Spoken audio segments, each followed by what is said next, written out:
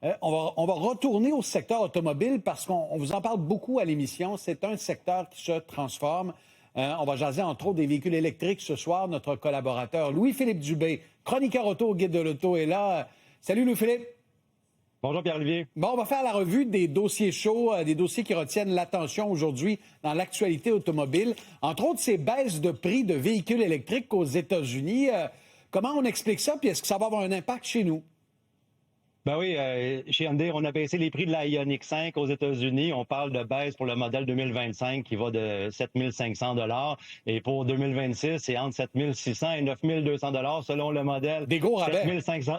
Oui, c'est très bon. Et 7 500 $, c'est un chiffre magique parce que c'est le crédit d'impôt qu'on offrait à l'achat des véhicules électriques aux États-Unis qui a été retiré le 30 septembre. Alors, on est le 2 octobre. Hyundai réagit pour offrir la Ioniq 5 avec des avantages pour garder sa clientèle. Évidemment, c'est ce qu'on voit dans le milieu, dans tous les pays, là, que les incitatifs changent, les constructeurs s'adaptent et ça s'est fait du côté de chez Hyundai. Je me suis entretenu aujourd'hui avec des représentants d'Hyundai Canada pour voir les répercussions du côté du Canada.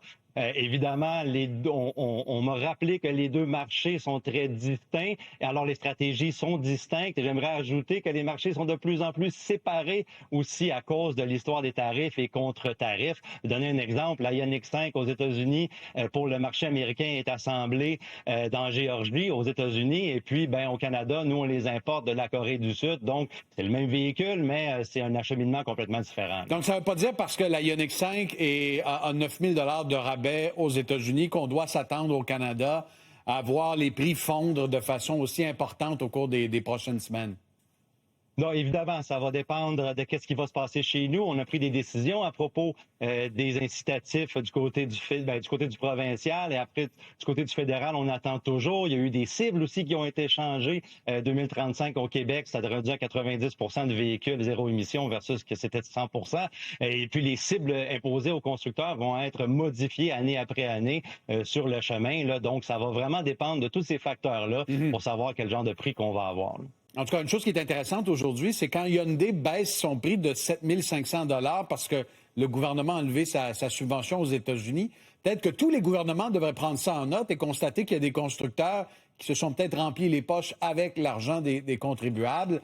En tout cas, si on continue à parler d'électrique, Louis-Philippe, c'est parce que Ford a augmenté ses ventes de façon importante, GM aussi au cours des derniers mois, mais ça ne veut pas dire que cette hausse momentanée des ventes, elle va continuer.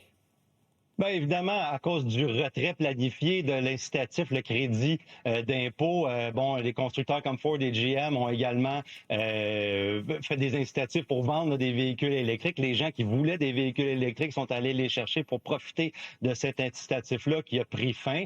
Bien évidemment, on va voir qu'est-ce qui va se passer dans les prochains mois. On va voir, le marché va se stabiliser. Ça va être un marché plus naturel.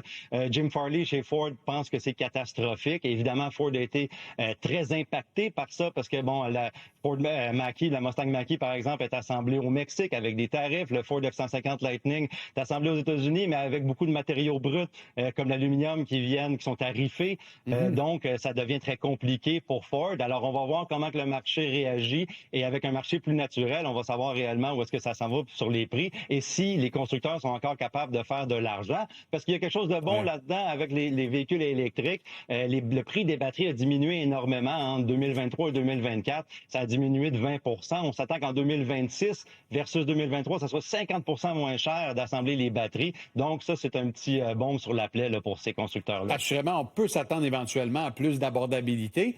Et puis, parlons justement de ces batteries à recharger. Il y a Porsche qui a annoncé une solution qui risque d'en faire rêver plus d'un. Ben ouais, on parle de la recharge par induction. On connaît ça dans les véhicules. C'est répandu pour les cellulaires, etc. Ça évite l'encombrement des câbles. Mais là, on a une technologie d'induction pour la recharge des véhicules électriques. C'est une technologie qui existe depuis quand même longtemps. Là, on l'a vu, par exemple, en Formule E, en la formule de la compétition 100% électrique, pour recharger les véhicules là, durant les arrêts aux pluies sans l'encombrement des câbles. Mais là, Porsche veut démocratiser cette technologie-là. Je dis démocratiser entre guillemets, parce que ça va être quand même assez exclusif. Par contre, on recharge à 11 kW comme une borne à la maison et puis ça fait un champ électromagnétique là, en dessous du véhicule pour recharger le véhicule. Évidemment, au Québec, on a les éléments, le calcaire, la neige, la glace. Il va falloir voir comment que ça s'adapte à notre marché. Mais on parle d'une commercialisation en Europe en 2026 qui pourrait venir dans d'autres marchés après ça. Bon, ça risque de pas être donné, tout ça. Évidemment. Et ça risque peut-être de briser. On aura peut-être une émission JE comme celle de ce soir sur les bris de ces mécanismes. Louis-Philippe Dubé du Guide de l'auto, toujours très apprécié de faire le tour de l'actualité auto. À bientôt.